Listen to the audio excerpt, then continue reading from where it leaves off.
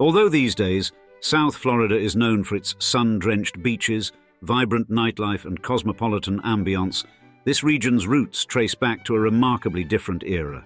Indeed, during the Gilded Age, it was not the bustling cultural mosaic it is today, but rather an underexplored wilderness on the brink of transformation. Thus, with monumental foresight and an entrepreneurial zeal, a few key families saw beyond the swamps and palm trees, envisioning a luxurious oasis for the elite, a gateway between the United States and Latin America, and a new economic frontier. Today, we explore their legacies, from the grandeur of their historic estates and hotels to the commercial development of the region leveraging technological savvy. And through their ambitious projects, these Gilded Age families set the stage for South Florida to evolve into both the capital of Latin America and one of America's hottest trending cities in the 21st century. Let us imagine that you and your family have decided to take a trip down south to the Sunshine State and the hedonistic haven that is South Florida. What would your dream beach getaway entail? Would you bask in the golden rays on the pristine sands of Miami Beach, explore the vibrant Wynwood district with its colorful murals and trendy galleries, or indulge in the high-end shopping and dining experiences of Brickell? Perhaps you'd head up for a few nights in the sumptuous surroundings of the Breakers Hotel in Palm Beach, captivated by the opulence and elegance that define this region. However, as you enjoy your dream getaway, you might unknowingly be basking in the luxurious legacy of one old money family who built the very foundation of the tropical haven known as Florida. Indeed, when Standard Oil co-founder Henry Flagler, yes, the right-hand man of none other than John D. Rockefeller himself, first stepped foot in the Miami area, there was little but untamed wilderness. In today's episode of Old Money Luxury, we'll share how Flagler and his descendants put the shine in the Sunshine State as we describe the Flaglers, the old money family who built Miami, and Florida itself. During the early 20th century, the Flagler family amassed a jaw-dropping fortune, all thanks to the brilliant and occasionally ruthless business maneuvers of Henry Morrison Flagler. By the time he checked out in 1913, his estate was worth a cool $100 million, which today would be an eye-watering $12.5 billion. And Flagler made his first pot of gold co-founding Standard Oil with the legendary world's richest man of all time, John D. Rockefeller. Using his cunning rebate system and a knack for strategic partnerships, Standard Oil became the behemoth of American oil refining, cranking out 10,000 barrels a day by 1872. And this oil-fueled cash cow was just the beginning for Flagler's grand ambitions. Furthermore, Henry Flagler's legacy is etched all over Florida, and even in parts of North Carolina. In fact, in the Sunshine State, you can't throw a rock without hitting something named after him. Flagler County, born in 1917, includes the cities of Bunnell and Palm Coast, and in St. Augustine, the Hotel Ponce de Leon, now Flagler College, stands as a monument to Flagler's luxurious vision. Opened in 1888, this opulent hotel is a marvel of Spanish Renaissance architecture, with interiors so lavish they'd make a sultan blush.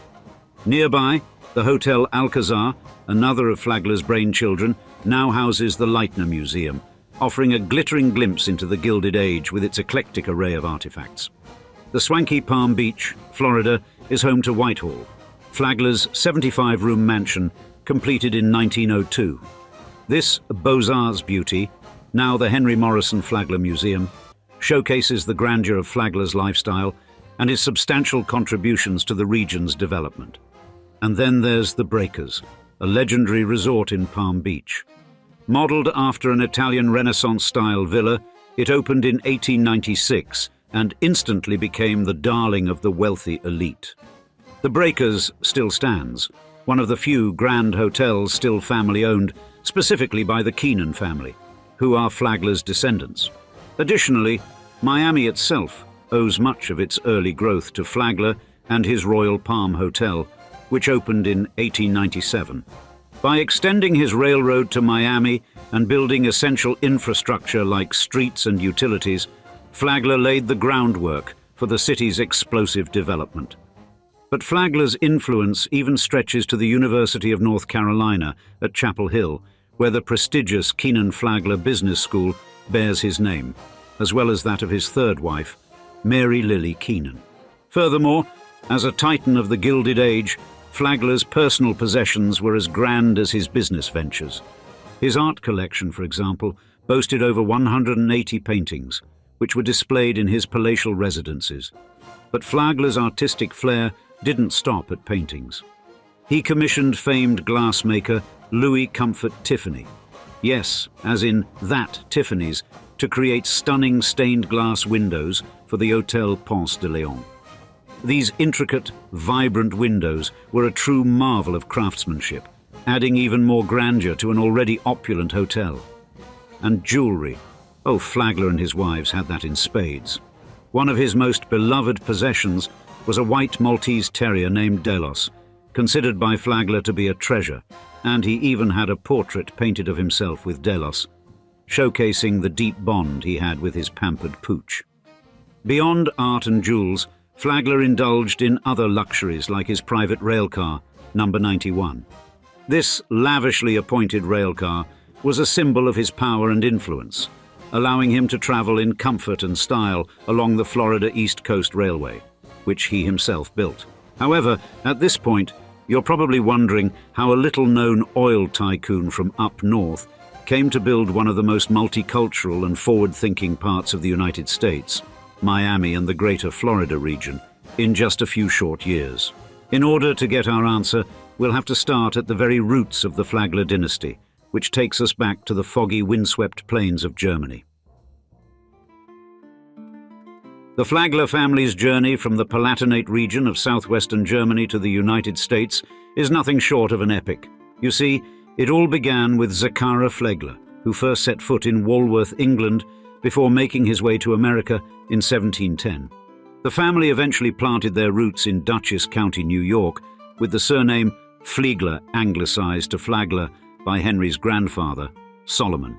Now, Henry Morrison Flagler was born on the 2nd of January 1830 in Hopewell, New York, and his father, Isaac Flagler, served as a Presbyterian minister, while his mother, Elizabeth Caldwell Harkness, brought 2 sons from her previous marriage to Dr. David Harkness of Milan, Ohio. Thus, when Elizabeth married Isaac, her sons Daniel and Stephen became part of the Flagler clan. In particular, Henry Flagler's half-brother, Daniel Morrison Harkness, born in 1822, faced a whirlwind of changes early on. After his father's death in 1825, Daniel and his mother moved back to New York to live with her in-laws. This period was marked by frequent moves and evolving family dynamics. Elizabeth's marriage to Isaac Flagler expanded the family to include Henry, born in 1830, and another sibling, Carrie. In 1837, Daniel, seeking stability and opportunity, decided to stay with his uncle Layman G. Harkness in Bellevue, Ohio, rather than move with his new Flagler family. This decision marked the start of his business career, working in his uncle's store in Republic, Ohio, and laying the groundwork for his future entrepreneurial ventures. Subsequently, Henry Flagler's early years were closely linked with those of his half-brother Daniel. At the age of 14 in 1844, Henry moved to Ohio to join Daniel, 7 years after Daniel had left the Flaglers, who was already working there. He began his working life in his uncle's store at a modest salary of $5 per month, plus room and board.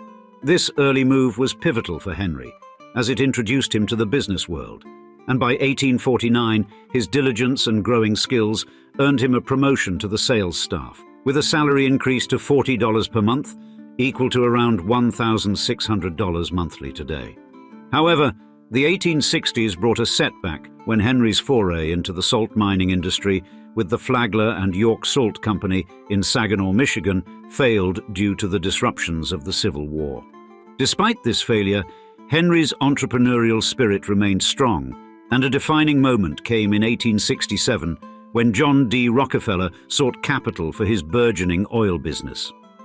Sensing a golden opportunity, Henry secured a $100,000 investment, equal to around $21 million today, from his half-brother Stephen V. Harkness. This investment paved the way for a partnership between Rockefeller, Andrews and Flagler, with Henry managing Harkness's interests. Thus began Henry Flagler's meteoric rise in the business world, laying the foundation for his future successes and a career that would end with the creation of none other than the great state of Florida and the monumental city of Miami. Now, as we've learned, Henry Flagler's plunge into the oil industry followed a roller coaster of business ventures, including a failed salt enterprise and a successful grain commission business. But the real twist in his story came when he, John D. Rockefeller and others, evolved into the powerhouse known as the Standard Oil Corporation, officially incorporated in Ohio in 1870. And Flagler, with his keen business strategies, played a pivotal role in the early success of Standard Oil. His knack for negotiating rebates from railroads gave the company a competitive edge, allowing it to outmaneuver rivals and dominate the market. And his business acumen was evident in securing deals like the one with the Lakeshore Railroad for a discounted rate in exchange for a guaranteed volume of oil shipments. This deal not only slashed Standard Oil's transportation costs, but also made life tough for competitors who couldn't match the scale of Standard Oil's operations.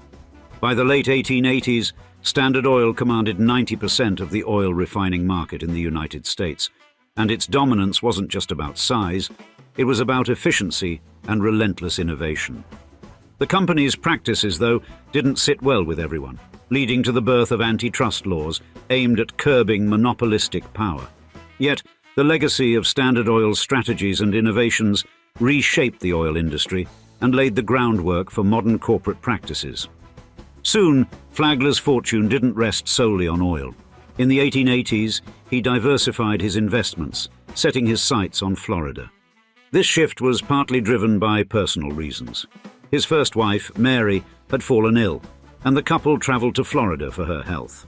Quickly sensing opportunity in the sunny, underdeveloped region, Flagler dreamed of transforming the state into a premier tourist destination and began pouring money into infrastructure and real estate. Now, Henry Flagler, by then renowned as a co-founder of Standard Oil and one of America's wealthiest men, embarked on a grand project to develop Florida's East Coast in the late 19th century.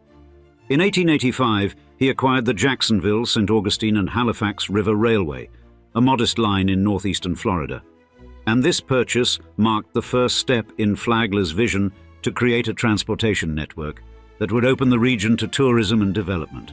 Flagler quickly converted the railway to standard gauge and began expanding southward, driven by his belief in Florida's potential as a winter resort. Determined to create an American Riviera, Flagler set out to construct a series of lavish hotels along the East Coast, each one more extravagant than the last. And the jewel of Flagler's hotel empire was the Ponce de Leon Hotel in St. Augustine, completed in 1888. This marvel of Spanish Renaissance architecture featured 540 rooms, intricate terracotta detailing, and the first ever use of poured concrete in a large-scale building. Designed by renowned architects John Carrere and Thomas Hastings, the hotel exemplified Flagler's commitment to luxury and grandeur. Not content with the success of the Ponce de Leon, Flagler continued his spree, building the Alcazar Hotel in St. Augustine in 1889. And the Alcazar, with its Moorish-inspired design, boasted an indoor swimming pool, the largest in the world at the time, and a host of recreational facilities for the wealthy. Then, as Flagler extended his Florida East Coast Railway southward, he brought his vision of opulence to new frontiers. In 1894, he unveiled the Royal Poinciana Hotel in Palm Beach, a 6-story Georgian-style structure that quickly became the largest wooden building in the world. With over 1,000 rooms and lavish amenities, the Royal Poinciana set the standard for luxury in the region. Furthermore, in the 1890s, Flagler aimed to extend the railway even further south to the Miami River area, then sparsely populated. Encouraged by local landowner Julia Tuttle and the Brickell family, Flagler agreed to bring his railroad to the region in exchange for land grants. This decision proved wise, as the area's citrus crops survived the devastating freezes of the years 1894 and 1895. Then, Flagler's arrival in 1896 marked the founding of Miami, which he helped develop by dredging a channel, building streets, and financing essential infrastructure like water and power systems. The extension of the Florida East Coast Railway to Miami spurred the city's rapid growth, transforming it from a small settlement into a vibrant metropolis within a few decades. And undeterred by the challenges of traversing the Florida Keys, Flagler embarked on his most ambitious project yet, the Overseas Railroad, also known as the Key West Extension. Constructed between 1905 and 1912, this engineering marvel spanned 128 miles of open water and islands, connecting the mainland to Key West. Specifically, Flagler envisioned the city as a deep-water port and trade hub, capitalizing on its strategic location near the newly constructed Panama Canal. Despite immense costs and engineering difficulties, including hurricanes that threatened to halt the project, Flagler persevered. And though it never achieved the commercial success he hoped for, the Key West extension remains a symbol of Flagler's vision, determination, and lasting impact on Florida's development. However, the legacy of the Flaglers is not all sunshine and rainbows, or should we say in true Floridian fashion, not all sunshine and oranges. His development of this iconic state was mired in controversy through many times in his life, and in the next chapter, we'll investigate just that. During his development of Miami and the greater Florida region, Henry Flagler became embroiled in controversy due to his business practices, particularly those involving convict leasing and debt peonage. You see, these practices were part of a broader system of labor exploitation in the southern United States following the Civil War, and convict leasing involved the state leasing prisoners to private companies for labor, while debt peonage forced individuals to work to pay off debts, often under brutal conditions. Consequently, Flagler's involvement in these practices was notable in Florida, where he used convict labor to build his extensive railroad network and develop his hotel empire. Allegations included the use of African American convicts, often arrested under dubious charges due to the Black Codes, a set of laws designed to control and exploit the newly freed black population. These convicts faced harsh working conditions, inadequate food and shelter, and severe punishment, including beatings and whippings. Flagler also faced accusations of debt peonage, where workers, often immigrants, were brought to Florida under contracts requiring them to work off their transportation costs. These workers were frequently trapped in a cycle of debt due to the high costs of living and working conditions imposed by Flagler's companies. Reports indicated that many workers were unable to escape this system, effectively making them slaves to their debts. Thus, public perception of Henry Flagler was deeply divided. Some celebrated him as a visionary who transformed Florida's economy, turning it into a major tourist destination and agricultural hub. His investments in infrastructure, particularly the Florida East Coast Railway, were seen as monumental achievements that spurred economic growth and development in the region. However, the darker aspects of his business practices attracted significant criticism and controversy. Reformers and muckrakers of the time, such as those involved in the Department of Justice investigations, highlighted the inhumane conditions and exploitation inherent in the convict leasing and debt peonage systems. These revelations painted Flagler as a ruthless businessman who prioritized profit over human dignity and welfare. The media played a crucial role in shaping public opinion, with northern newspapers and magazines often condemning Flagler's practices, while many southern publications, some owned or influenced by Flagler, defended him and downplayed the allegations. Yet his direct influence in creating the Sunshine State, and specifically the city of Miami, cannot be denied, and his legacy is still embossed in the buildings, streets, and transportation hubs that pepper the local landscape. And Henry Morrison Flagler's first marriage to Mary Harkness in 1853 marked a pivotal chapter in his life, both personally and professionally.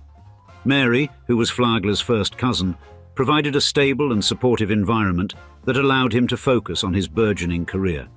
And the couple had 3 children, Jenny Louise, Carrie, and Harry Harkness.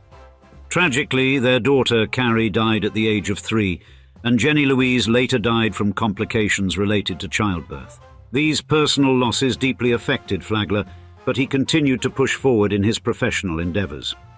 Furthermore, as mentioned before, Mary's health deterioration over the years prompted Flagler to even consider living in the sparsely populated Florida in the first place.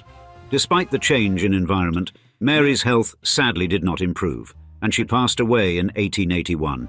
Her death was a significant blow to Flagler, but it also indirectly set the stage for his future ventures in Florida. Then, Flagler's second marriage to Ida Alice Shords in 1883 introduced a new set of dynamics and challenges. Ida, who had been Mary's caregiver, initially seemed to be a suitable companion for Flagler. However, her behavior became increasingly erratic and concerning, and Ida's mental health issues began to surface, manifesting in delusions and irrational behavior. She became obsessed with spiritualism and claimed to be in communication with historical figures through a Ouija board.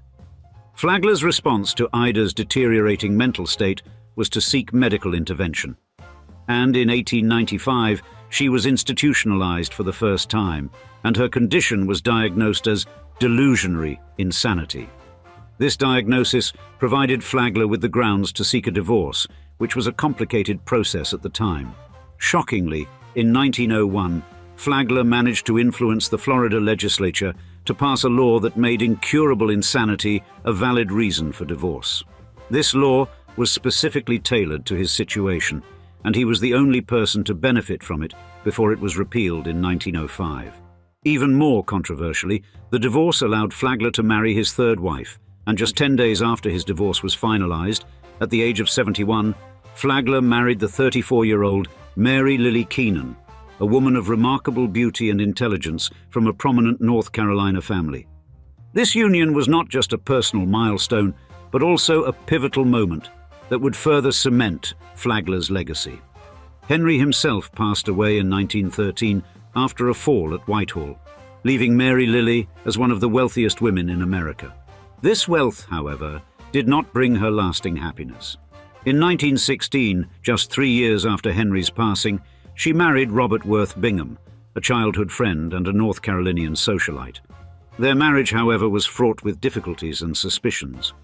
Mary Lily's health began to deteriorate shortly after their marriage, and she died under mysterious circumstances in 1917 at the age of 50. The official cause of death was listed as a heart attack, but rumors of foul play persisted, with many speculating that Bingham had a hand in her death to gain access to her fortune. Despite these suspicions, no concrete evidence was ever found to support these claims, leaving her death one of the great unsolved mysteries of the era. But the wealth that Mary Lily inherited from Henry Flagler was substantial, and its distribution after her death had a significant impact on her family and various institutions. Upon her death, the bulk of her estate, valued at around $100 million, equal to more than $10 billion today, was divided among her siblings and other family members. Her brother, William R. Keenan Jr., played a crucial role in managing the estate and ensuring that the wealth was used to support various philanthropic endeavors. And subsequently, the Keenan family used the fortune to establish and support numerous educational and cultural institutions, including the University of North Carolina at Chapel Hill, which benefited greatly from the Keenan professorships and other endowments funded by the Flagler wealth. Thus, the impact of the Flagler wealth on the Keenan family and the institutions they supported was profound. The Keenan Fund, established with the inheritance, provided crucial financial support during the Great Depression, helping the University of North Carolina to expand its campus offerings and attract high-caliber faculty. The fund also supported faculty pensions and sabbaticals, ensuring the university's continued growth and success during a challenging economic period. Additionally, the wealth was used to support various charitable and cultural programs, leaving a lasting legacy that continued to benefit communities long after Mary Lily's death. Although in the 21st century, Miami is best known for fast money, stunning beaches, and Tony Montana-style rises to wealth, we'll put it that way to avoid pissing off our YouTube overlords, many folks outside of South Florida are unaware of its even more unique origins. You see, in the late 19th century, the Miami area was a sparsely populated coastal expanse, far removed from the bustling metropolis it would become, and the transformation of this region into a thriving city owes much to an unexpected figure, Julia Tuttle, a newly widowed visionary who defied the constraints of her time. Indeed, in an era when women faced significant societal limitations, Julia Tuttle's determination and entrepreneurial spirit were extraordinary. After the passing of her husband, Tuttle moved to the Miami area in 1891, inheriting a large tract of land from her father, and through her foresight and unwavering resolve, Julia Tuttle laid the foundation for modern Miami. Indeed, episode will explain how her contributions not only shaped the city's early days, but also secured her place in history as the mother of Miami, as we describe, how a widowed single mother created the city of Miami.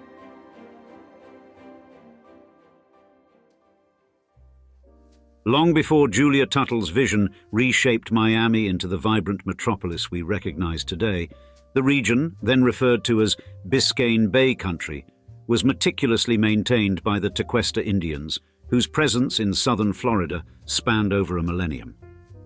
Now the Tequesta were an indigenous people who migrated to the area and developed complex societies well before European explorers set foot on the continent.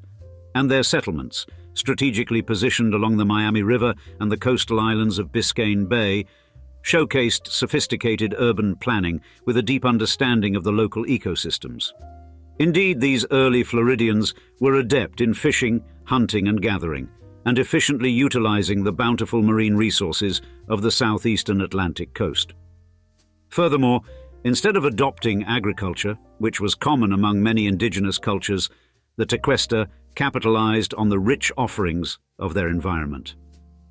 Thus, their diet was heavily based on fish, shellfish, and native vegetation, which supported a stable and thriving culture that managed to sustain itself through deep knowledge of the land and sea. Now, the chronicle of European engagement commenced with the arrival of one Juan Ponce de Leon in 1513, marking the beginning of a new epoch. Therefore, Ponce de Leon, a Spanish explorer who had already made a name for himself through his association with the Caribbean expeditions, was possibly the first European to document the Miami area. He recorded the name Chequesca as a noteworthy location during his quest for the mythical Fountain of Youth, famously reported to be in St. Augustine, Florida, a journey that broadly expanded European awareness of the Floridian Peninsula. However, despite the significant historical impact of figures like Ponce de Leon, the precise nature of his encounters with the Tequesta remains shrouded in historical ambiguity. While there is no definitive record of direct interaction between Ponce de Leon and the Tequesta, the arrival of Europeans signaled the beginning of profound changes for the indigenous populations of Florida. Consequently, the Tequesta, like many native groups, would eventually grapple with the consequences of European colonization, which brought not only new technologies and trade opportunities, but also diseases and conflicts that would challenge their centuries-old way of life. Then, shortly after Ponce de Leon's arrival, in 1567, the Spanish planted a short-lived mission and garrison among the Tequesta, only to retreat a few years later, leaving the indigenous population to grapple with European diseases and intertribal skirmishes. The centuries that followed saw the area largely overlooked by colonial powers, with only fleeting European engagements. But the 1700s brought severe trials for the Tequesta, culminating in a significant migration to Havana in 1711 as they sought refuge from persistent adversities. You see, as they were devastated by attacks from northern tribes and European diseases, the Tequesta turned to the Spanish in Cuba for sanctuary, hoping to escape the impacts of Spanish encroachment and resource depletion in their homeland. In 1743, the Spanish attempted to reassert their presence by establishing a new mission and fort on Biscayne Bay. However, this effort was short-lived, crumbling within a year due to inadequate resources and limited support from Spain, highlighting the difficulties of sustaining colonial ventures in Florida's challenging conditions. Soon, the British took control of Florida in 1763 under the Treaty of Paris, initiating a shift from military to civilian governance and introducing incentives for development. For example, Samuel Tuckett received a large land grant in the Miami area in 1766, aiming to build a plantation. Yet, his plans never materialized, thwarted by the region's resistance and the lack of settlers willing to brave the harsh, isolated conditions. Thus, by the time Florida returned to Spanish rule in 1783 after the American Revolutionary War, Miami remained largely untamed and underdeveloped. It would take an unexpectedly industrious widow, Julia Tuttle, to take this barren land into one of the most vibrant cities in the world, let alone the fledgling United States. As the 19th century unfolded, Miami remained enshrouded in its natural wilderness, its potential yet untapped. And the broader geopolitical context during this period was dominated by the escalating tensions between the United States government and the Seminole tribes of Florida, resulting in two significant conflicts known as the Seminole Wars. Now, the First Seminole War, which occurred in the 1810s, began as U.S. forces, under the command of then General Andrew Jackson, pursued Seminole tribes into Spanish-controlled Florida, claiming they were harboring runaway slaves. This conflict and the subsequent Adams-Onis Treaty of 1819 led to Spain ceding Florida to the United States. Then, the Second Seminole War, from 1835 to 1842, was far more brutal and stemmed from the U.S. government's attempts to enforce the Indian Removal Act, pushing the Seminoles to relocate west of the Mississippi River. The Seminoles resisted fiercely, leading to a prolonged and bloody guerrilla war that spanned 7 years. And it was during this turbulent era that Fort Dallas was constructed in 1836 on the banks of the Miami River. Serving as a defensive stronghold against Seminole attacks, Fort Dallas provided a sense of security necessary for the few European-descended settlers in the region. It was within this moment in history that a handful of intrepid settlers found their way to this promising land, spurred by the U.S. federal government's alluring offer of free land. Among them was a man named William Brickell, who, along with his family, settled in 1871, and on the southern banks of the Miami River, close to the site of Fort Dallas, the Brickells established a pivotal trading post and post office, laying foundational stones for what would become a bustling community. Soon, William and his wife, Mary Brickell, became linchpins in Miami's early growth, acquiring vast stretches of land and engaging vigorously with the local populace in trade. And their efforts, both in commerce and community building, positioned them as key figures in the nascent stages of Miami's development, shaping the region's economic landscape. It was within this broader context that Julia Tuttle, famously dubbed the Mother of Miami, would come to the region. Now, she herself was born Julia de Forest Sturtevant on the 22nd of January 1849 in Cleveland, Ohio. And the etymology of her married name, Tuttle, stretches back to the Old Norse personal name Thorkel, a combination of Thor, or Thor, the Scandinavian god of thunder, and Ketil, meaning cauldron. Another possible origin is from the Old English Tot Hill, referring to a dweller by the lookout hill, indicative of someone living near strategic vantage points in England. As for her father, Ephraim Tanner Sturtevant, he was born came in July 1803 in Warren, Connecticut, and as a man of diverse talents, Ephraim became a professor, planter, and politician, graduating from Yale College in 1826. He initially embarked on a teaching career, holding a position at Western Reserve College in Ohio, before health concerns prompted his move to a farm in East Cleveland in 1846. And the search for a healthier climate led him further south to Biscayne Bay, southern Florida, in 1870. There he engaged in tropical agriculture and local politics, serving as a county judge and being elected to the Florida State Senate in 1872, before passing in the year 1881. Now, Julia's personal life saw her marrying Frederick Leonard Tuttle in 1867, with whom she had 2 children, Frances Emmeline and Henry Ethelbert. Displaying keen business sense, Julia managed her husband's affairs during his battle with tuberculosis, and her first encounter with southern Florida's Biscayne Bay region occurred in 1875, inspired by her father's aforementioned pioneering spirit as a homesteader. Captivated by the area's natural allure and potential, she made a pivotal visit, although she soon returned to Cleveland. And yet, despite her return to Ohio, like so many people who first visit Miami even today, she could not get the bright South Florida coast out of her mind, and that visit sowed the seeds of an audacious vision to metamorphose the wilderness into a bustling urban hub. Tragedy struck with Frederick's death in 1886, plunging Julia into financial uncertainty. However, the passing of her father in 1891 turned the tides as she inherited his land holdings around Fort Dallas.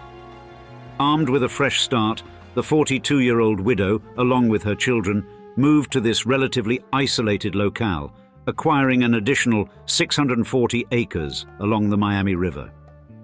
It was at this unique moment in her life, caught between massive change and uncertainty and boundless opportunity, that Julia Tuttle would take control of both her and Miami's destiny.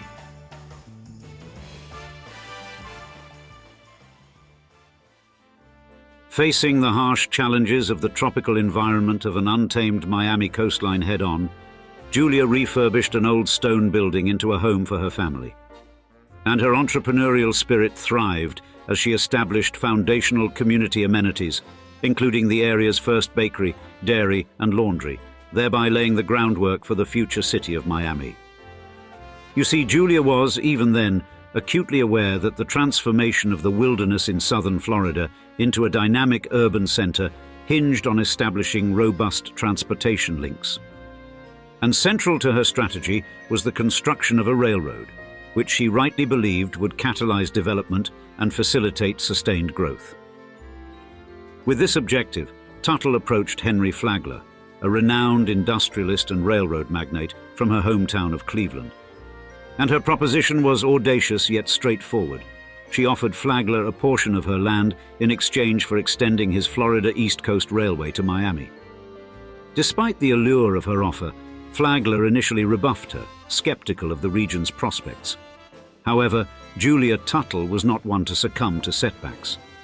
With unyielding resolve, she continued to champion the potential of Biscayne Bay, sending Flagler numerous letters that highlighted the area's favorable climate and growth potential. In an inspired and strategic flourish, Tuttle dispatched a bouquet of orange blossoms to Flagler, vivid proof that her lands had remained untouched by the severe freezes of 1894 and 1895 that had ravaged other parts of Florida. This was not merely a symbolic gesture, but a pointed demonstration of the region's agricultural viability and resilience against climatic adversities. This period, known as the Great Freeze, had devastated citrus groves throughout the state, plunging local economies into distress. Yet Tuttle's land had emerged unscathed, presenting a prime opportunity. Seizing this advantage, she invited Flagler to personally visit and assess the area. With his interest finally piqued by Tuttle's persistent overtures and the tangible evidence of the land's potential, Flagler dispatched his lieutenants to the region for a thorough evaluation.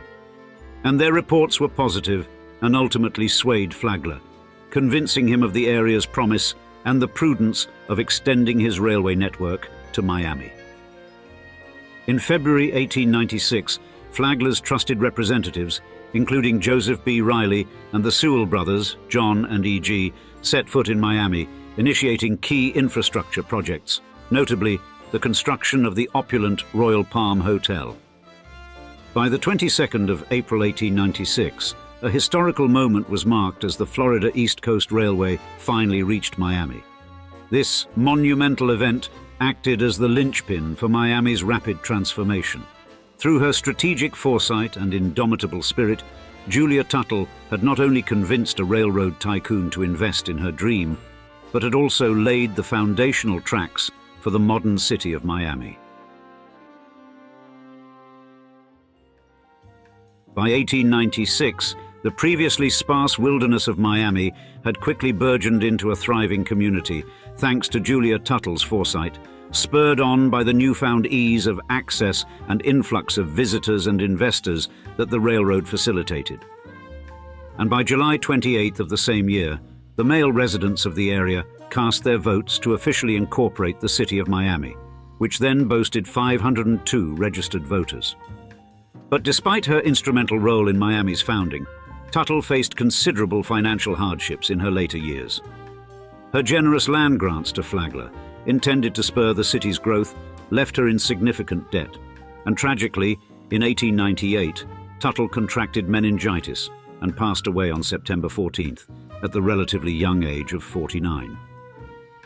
Following her death, her children were compelled to sell off the remaining tracts of land to settle her debts, and for a period, the magnitude of her contributions faded from public memory. Yet, as the years have passed, recognition of Tuttle's legacy has grown profoundly. Today, her impact on Miami's development is celebrated and memorialized in various forms. The Julia Tuttle Causeway, a vital artery connecting Miami with Miami Beach, bears her name, symbolizing her role as a connector of people and ideas. Furthermore, a sculpture in her likeness stands proudly in Bayfront Park, serving as a permanent tribute to her vision and determination. Various other memorials and dedications throughout the city also stand as monuments to her enduring influence on the history and landscape of Miami. And these honors ensure that Julia Tuttle's vision and legacy continue to be acknowledged and celebrated, highlighting her as a foundational figure in the transformation of Miami into the vibrant city it is today. Everybody who's anybody in the 305 likes to spend at least some of their millions in the Brickell neighborhood of Miami. Yet when they do, they likely don't know that they're walking in the gilded footsteps of Miami's original power couple. That's right, folks. Before there were mega yachts and sky-high condos, there was William and Mary Brickell, the dynamic duo who laid the very foundations of this glittering metropolis. And while others saw swampland, the Brickells saw potential, and thus their family's saga isn't just history. It's the blueprint for luxury and success in the heart of southern Florida. With that said, grab your finest Cuban espresso and join us as we dive into the extraordinary story of the Brickell family, the name that built Miami. When you take a look around the bustling streets of Miami, you will notice that virtually every other landmark holds the name Brickell above it. Brickell Avenue, for instance, is today known as Miami's financial district. And as it is lined with high-rise buildings filled with modern offices, luxury condos and upscale hotels, it's truly the pinnacle of winning big in the 305.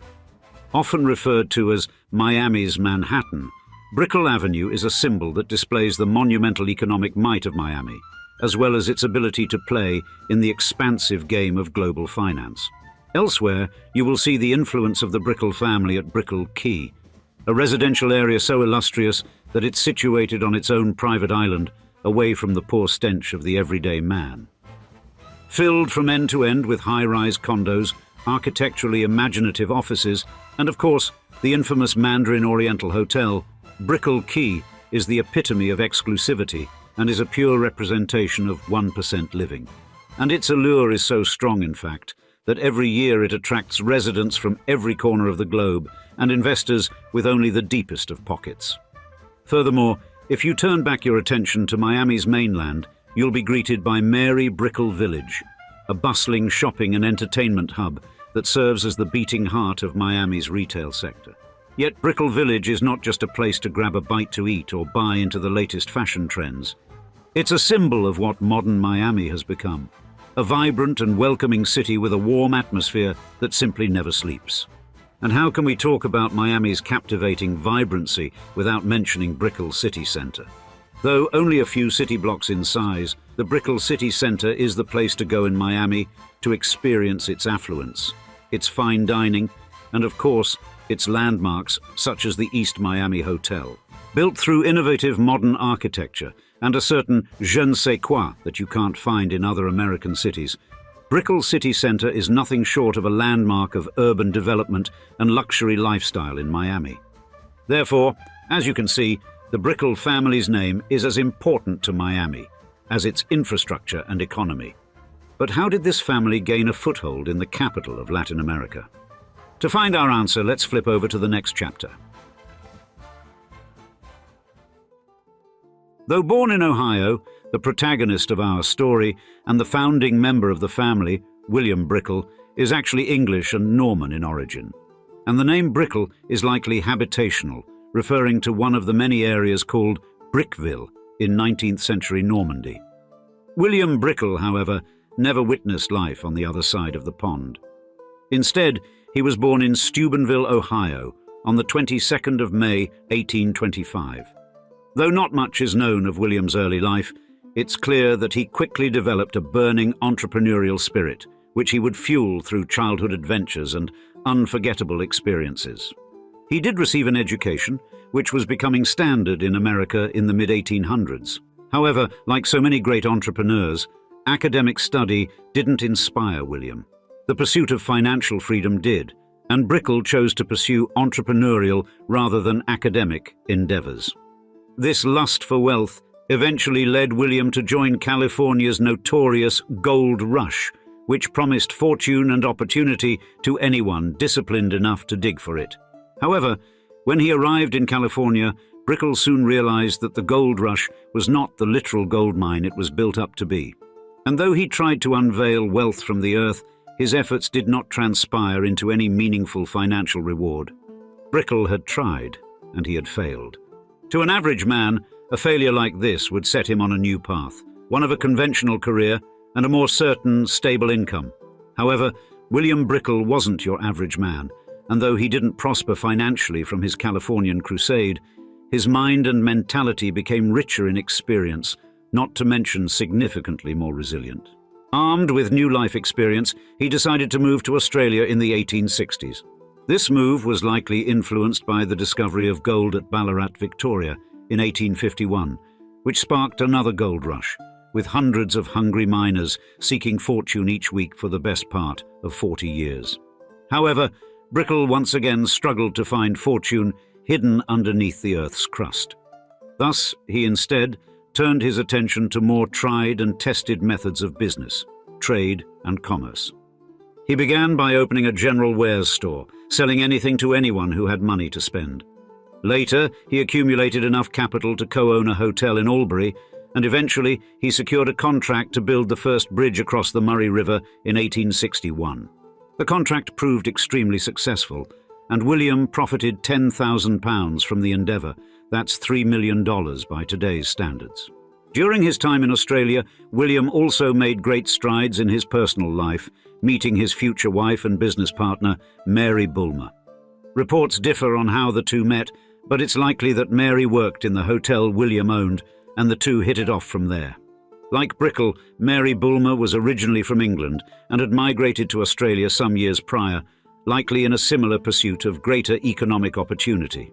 The two shared a love both for business and the world, and throughout the 1850s they travelled the world together, using the riches that Brickell had earned in years prior.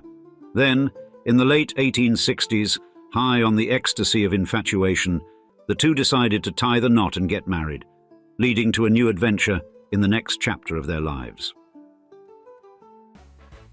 With marriage to Mary, William Brickell could begin to solidify his family name with children. The two would have their first child shortly after getting married. One child became two, and by the 1870s, Mary had given birth to 6 children. And these children would later play a crucial role in the development of the Brickell Empire. However, the second generation of the Brickell Empire would not flourish in Australia, as William had other plans for his family. You see, Australia was not Brickell's final destination.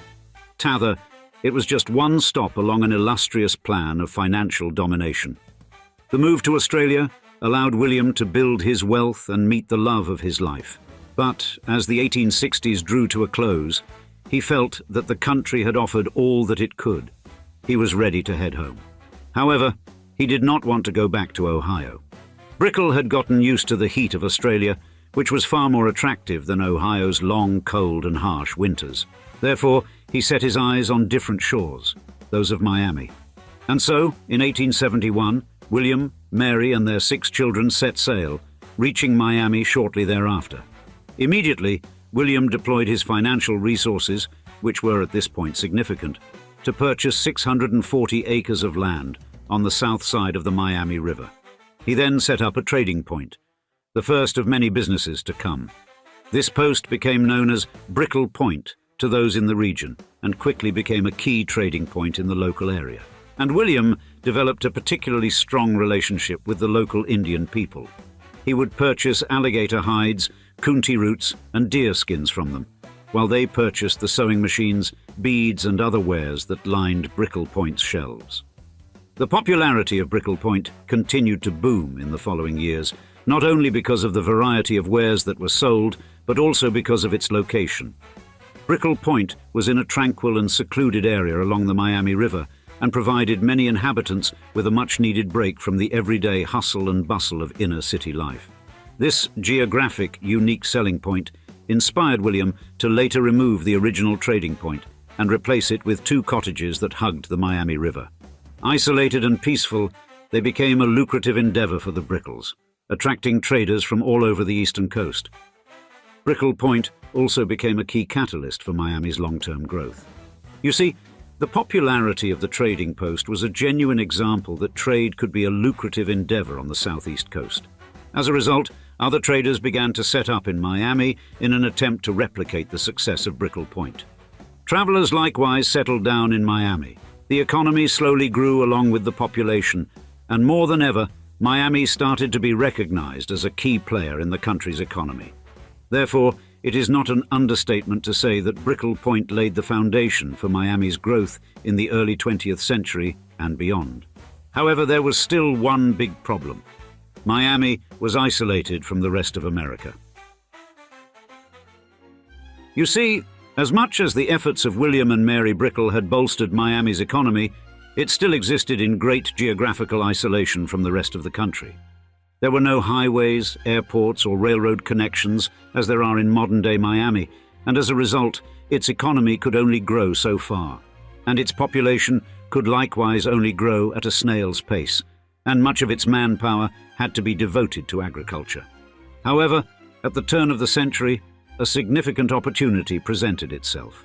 Henry Morrison Flagler, an American pioneer, had been diligently creating a railway network along Florida's east coast, connecting cities and revolutionizing public and commercial transport in startling proficiency. The Brickells saw this as an economic opportunity. By bringing a railroad to Miami, they could help to grow their hometown's economy and solidify Miami's name in the U.S. economy. More importantly, however, a railway line could finally allow the family to cash in on its expansive real estate investments that at this point hadn't been properly utilized.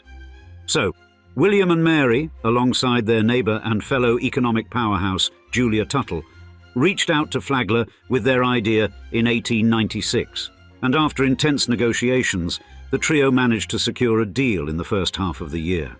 The deal was simple. In exchange for Flagler's investment, both the Brickells and Tuttle would give him a portion of their real estate holdings. Expansion began extremely quickly, with the first train arriving in Miami on the 15th of April, 1896. And though the Brickells had to give up a portion of their assets to seal the deal, the creation of Miami's railway network proved extremely lucrative for their personal wealth, as the land that they kept significantly increased in value. As the 19th century drew to a close, therefore, the Brickells were in an extremely powerful position. They stood at the height of their economic power and only had more plans for expansion. However, in 1908, tragedy struck the family as William Brickell passed away at the age of 83. For most families, this would spell disaster and the end of business development. However, Mary Brickell was just as strong as her husband and immediately took the reins of the family empire upon her husband's death. The two had plans for expansion, after all, and she could not let them die alongside her husband. So, for the next 2 decades, Mary poured everything into developing the expanse of land that William had purchased years prior.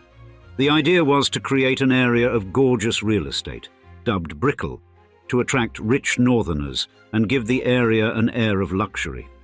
Development started off with luxury houses consisting of wooden frames, open porches, and picturesque views of the Miami River. Larger, more luxurious homes followed, leading Mary to dub the area Millionaire's Row. The development of Millionaire's Row was significant for a number of reasons. For one, it did the Brickell name wonders. No longer was this family associated with common trade. No, now it was a name synonymous with luxury, wealth, and affluence. The local community likewise benefited, as rich northerners started to come down to use the finest homes on Millionaires' Row as a winter retreat, all the while spending their money with local merchants during their stay. So, when Mary Brickell passed away in 1922, she could do so at peace, knowing she had cemented her family's legacy for years to come. The second generation of the Brickells continued to expand and enjoyed ever-increasing financial returns until the unfortunate tsunami of America's Great Depression hit Miami's shores. Everyone was affected by this economic catastrophe, even the residents of the houses on Millionaires' Row, which forced many to resort to last-ditch methods. Notably, a number of homeowners subdivided their homes in an attempt to gain extra income, and this change set out a new landscape for Miami, marking a shift from residential to commercial real estate. The start of World War II only compounded this shift, as institutional buildings began to find their way on Brickell soil. The Brickells saw an opportunity in this change, and over the next 2 decades began to capitalize. Residential homes were rapidly replaced for retail buildings, and by the 70s, skyscrapers were being built upon Millionaires' Row. At the same time, the Brickells began to entertain the idea of building a banking center, marking another milestone in the growth of Miami's infrastructure. As the decades rolled on, the revolution from wooden housing to high-rise commercial buildings only compounded, and by 2000, the city was unrecognizable from what it was prior to World War II. No longer was Miami a mere winter getaway spot. Rather, it was a bustling economic hub bursting with hotels, restaurants, financial centers, and nightlife, an urban center to live the American dream. And this development has only continued throughout the 21st century. Miami is, in 2024, recognized as an international financial hub, one of the most attractive cities in the United States and a place of undeniable affluence. The Brickell family was the catalyst that catapulted this city into the global limelight, and its contributions are embedded in the modern culture and economic landscape of Miami. However, the legacy of the Brickell family knows no temporal limits, and it will continue to shine for decades and even centuries to come. Every skyscraper constructed, every office building renovated, every meal served at every restaurant, all will continue to be influenced by this monumental family who transformed the shores of Miami from tattered rags to profound riches.